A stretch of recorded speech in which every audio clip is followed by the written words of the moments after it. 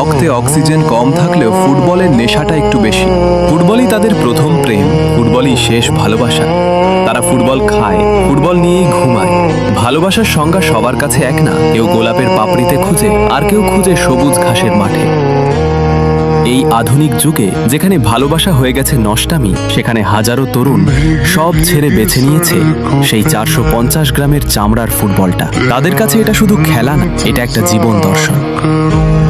একদিকে কেউ প্রেমে ব্যর্থ হয়ে ডিপ্রেশনের অন্ধকারে হারিয়ে যাচ্ছে, আর অন্যদিকে কিছু পাগল তরুণ ভালো ঘুমের মাঝেও এলার্ম দেয় রাত 1টায় উঠে পড়ে শুধু নিজের প্রিয় ক্লাবের খেলা দেখবে বলে। তাদের কাছে ভালোবাসা মানে কোনো মানুষ না, ভালোবাসা মানে শীতের রাতে কম্বলের নিচে মোবাইলের স্ক্রিনে জ্বলজ্বল করা আলো, সান্তিয়াগো বার্নাবেউ স্টেডিয়ামের গর্জন, অথবা ক্যাম্প নু এর স্বপ্নময় রাত। যে তরুণগুলো ফুটবলের সাথে বাঁচে তারা নেশা করে না, তাদের নেশা একটাই, ফুটবল।